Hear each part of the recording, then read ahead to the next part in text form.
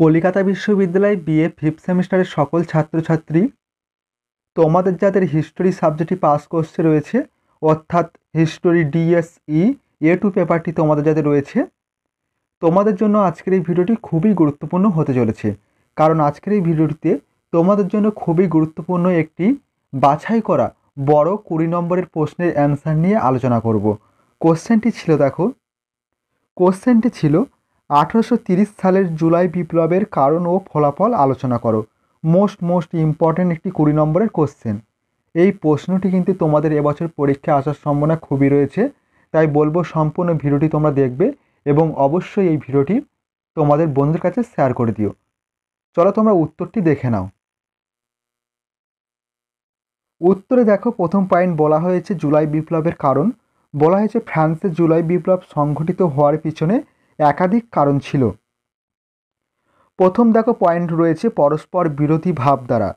ফরাসি সম্রাট নেপোলিয়নের পতনের পরে ভিয়েনা সম্মেলনের ন্যায্য অধিকার নীতির ভিত্তিতে ফ্রান্সে প্রাচীন পূর্ব রাজবংশ পুনঃপ্রতিষ্ঠিত হয়।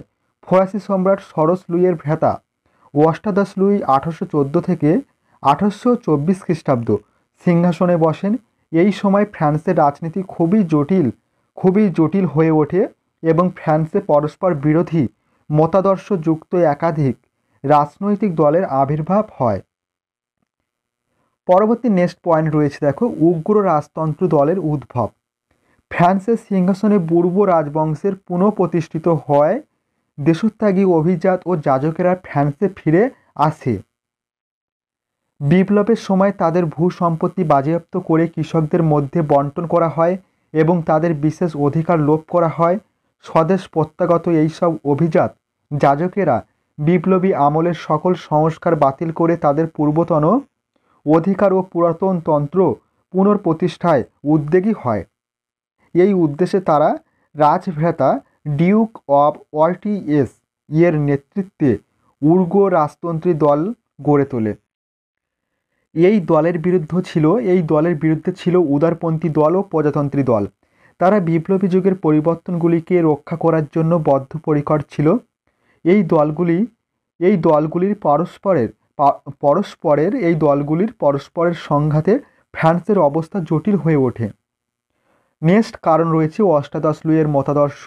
ফরাসি সম্রাট অষ্টাদশ লুই স্পষ্ট উপলব্ধি করেন যে পুনঃপ্রতিষ্ঠিত রাজতন্ত্রকে কখনোই পূর্বতন অবস্থায় ফিরিয়ে নিয়ে যাওয়া সম্ভব নয়, বা বিপ্লবী আমলের পরিবর্তনগুলিকেও অস্বীকার করা বা মুছে ফেলা সম্ভব নয়। এই কারণে তিনি মধ্যপন্থা অবলম্বন করেন। পুনঃস্থাপিত রাজতন্ত্রের সঙ্গে বিপ্লবী ভাবধারায় সমন্বয় সাধনের মাধ্যমে নিয়মতান্ত্রিক রাজতন্ত্র প্রতিষ্ঠায় উদ্যোগী হন।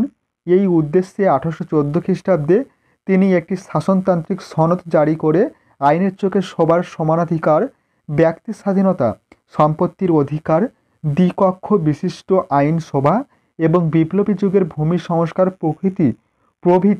প্রভৃতি মেনে নেন। পরবর্তী নেক্সট কারণ রয়েছে প্রত্যক্ষ কারণ।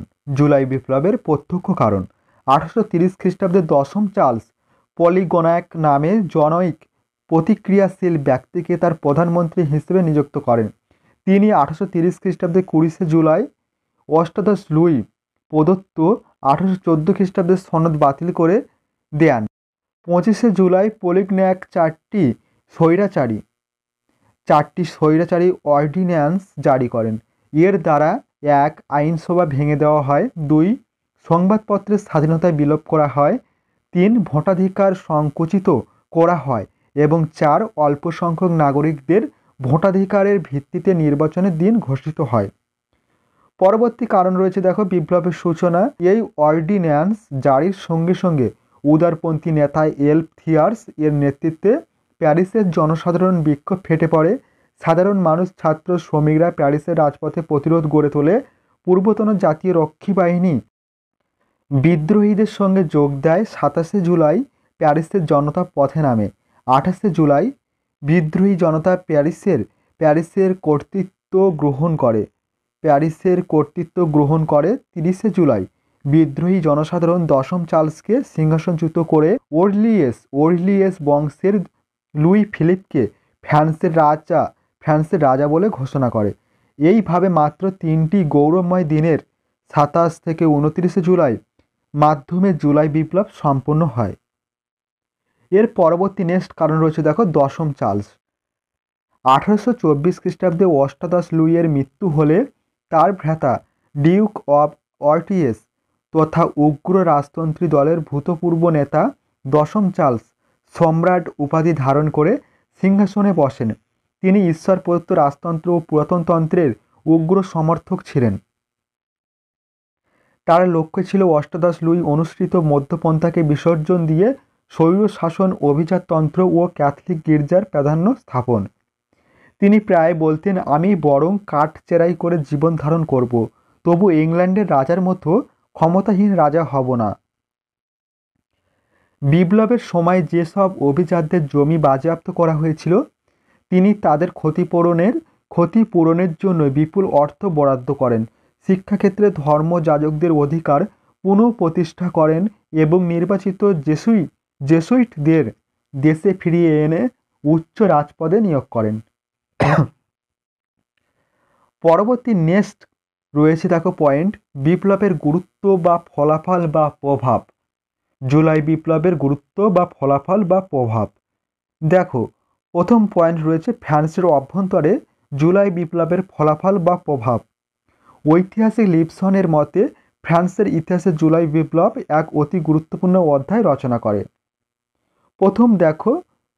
প্রথম পয়েন্ট, স্বৈরাচার ধ্বংস। ঐতিহাসিক গর্ডন ক্রেইগ বলেন যে দশম চার্লসের আমলে যে স্বৈরাচার স্থাপনের চেষ্টা হয়েছিল, জুলাই বিপ্লব তা ধ্বংস করে। 2 নম্বর ফলাফল বা গুরুত্ব রয়েছে বুরবো রাজতন্ত্রের পতন। এই বিপ্লবের মাধ্যমে ফ্রান্সের স্বৈরাচারী বুরবো রাজতন্ত্রের পতন ঘটে এবং অর্লিয়েন্স রাজবংশের অধীনে নিয়মতান্ত্রিক রাজতন্ত্র প্রতিষ্ঠিত হয়। 3 নম্বর গুরুত্ব রয়েছে ন্যায্য অধিকার নীতির ওপর আঘাত। জুলাই বিপ্লব ভিয়েনা সম্মেলন কর্তৃক গৃহীত ন্যায্য অধিকার নীতির ওপর প্রবল আঘাত হানে এবং তার অসারতা প্রমাণ করে। 4 নম্বর গুরুত্ব বা ফলাফল রয়েছে বিপ্লবের পরিপূরক। লিপসন বলেন 1830 খ্রিস্টাব্দে জুলাই বিপ্লব প্রকৃতপক্ষে 1789 খ্রিস্টাব্দের ফরাসি বিপ্লবের পরিপূরক। এই বিপ্লবের ফলে সাম্য, ধর্মনিরপেক্ষ শাসন, ব্যক্তি স্বাধীনতা, শাসনতান্ত্রিক স্বাধীনতা প্রভৃতি গণতান্ত্রিক নীতি ফ্রান্সে স্থায়ীভাবে প্রতিষ্ঠিত হয়। 5 নম্বর গুরুত্ব বা ফলাফল রয়েছে যাজক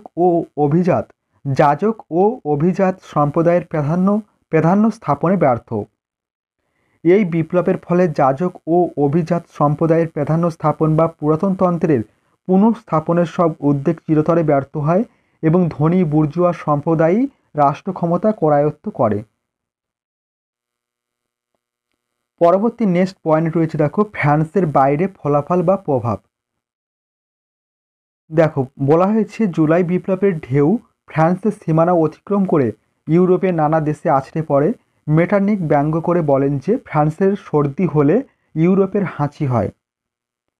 দেখো, প্রথম পয়েন্ট রয়েছে বেলজিয়ামের স্বাধীনতা। 1815 খ্রিস্টাব্দে ভিয়েনা সন্ধির দ্বারা বেলজিয়ামবাসীর দাবি উপেক্ষা করে বেলজিয়ামকে হল্যান্ডের সঙ্গে জুড়ে দেওয়া হয়। 1830 খ্রিস্টাব্দে জুলাই বিপ্লবের সুযোগে বেলজিয়ামবাসী হল্যান্ডের সঙ্গে তাদের সংযুক্তি নাকচ করে স্বাধীন হয়ে যায়। নেক্সট পয়েন্ট রয়েছে দেখো জুলাই বিপ্লবের বাইরে যে গুরুত্ব বা ফলাফল ঘটেছিল তার নেক্সট পয়েন্ট রয়েছে জার্মানিতে গণজাগরণ। জার্মানিতে ব্যাপক গণজাগরণ দেখা দেয়। জার্মানির Saxony, Hanover, has, Baden, Bavaria প্রভৃতি স্থানের জনগণ জোর করে শাসকদের কাছ থেকে উদারনৈতিক শাসনতন্ত্র আদায় করলেও মেটার্নিকের চাপে শেষ পর্যন্ত আবার স্বৈরতন্ত্রেই ফিরে আসে। নেক্সট গুরুত্ব বা ফলাফল রয়েছে তৃতীয়, ইতালির বিপ্লব। ইতালির পারমা, মডেনা ও পোপের রাজ্য শাসন সংস্কারের দাবিতে গণ আন্দোলন মেটার্নিকের চাপে স্তব্ধ হয়ে যায়। 4 নম্বর গুরুত্ব বা ফলাফল রয়েছে পোল্যান্ডের স্বাধীনতা। রুশ অধিকৃত পোল্যান্ডে স্বাধীনতা আন্দোলন শুরু হলে যার প্রথম আলেকজান্ডার নিষ্ঠুর দমন নীতির মাধ্যমে তা স্তব্ধ করে দেন। 5 নম্বর ফলাফল বা গুরুত্ব রয়েছে চার্টিস্ট আন্দোলন। জুলাই বিপ্লবের প্রভাবে ইংল্যান্ডের চার্টিস্ট আন্দোলন শুরু হয়। এরপর দেখো সর্বশেষ পয়েন্ট রয়েছে উপসংহার।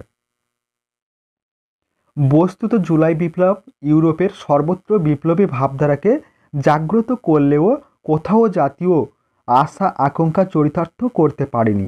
একমাত্র বেলজিয়াম ভিন্ন ইউরোপের জনগণের আশা আকাঙ্ক্ষা কোথাও পরিতৃপ্ত হয়নি। এ সত্ত্বেও বলতে হয় যে জুলাই বিপ্লবের ফলে ইউরোপের উপর প্রসারিত মেটার্নিকের বজ্রমুষ্টিতে আঘাত লাগে এবং এই বিপ্লব হলো 1848 খ্রিস্টাব্দের বৃহত্তর বিপ্লবের প্রস্তুতি পর্ব। এই ছিল তোমাদের সম্পূর্ণ কোশ্চেনটির অ্যান্সার। খুবই গুরুত্বপূর্ণ একটি প্রশ্নের অ্যান্সার নিয়ে আলোচনা করলাম। জুলাই বিপ্লবের কারণ বা ফলাফল বা গুরুত্ব বা প্রভাব নিয়ে আলোচনা করা হলো। মোস্ট ইম্পর্ট্যান্ট একটি 20 নম্বরের কোশ্চেন। তোমরা অবশ্যই কোশ্চেনের অ্যান্সারটি খাতায় নোট ডাউন করে নিও এবং অবশ্যই এই ভিডিওটি তোমাদের বন্ধুদের কাছে শেয়ার করে দিও। ভিডিওটি আজ এই পর্যন্ত। তোমাদের সঙ্গে দেখা হবে পরবর্তী নেক্সট গুরুত্বপূর্ণ ভিডিওটিতে।